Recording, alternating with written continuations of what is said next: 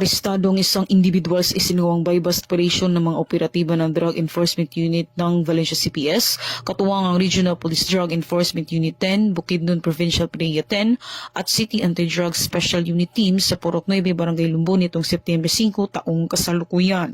Kinilalang suspect na si alias Chuji, lalaki, 34 taong gulang, may kinakasama presidente ng Purok 5, Barangay Magalungay, San Fernando, Bukidnon. Nakumpiska mula sa suspect ang iligal na droga na nagkakahalaga ng humigit kumulang 65,280 pesos. Nasa kustodi na ng Valencia City Police Station ang suspect at maharap sa kasong paglabag sa RA 9165 o Comprehensive Dangerous Drugs Act of 2002.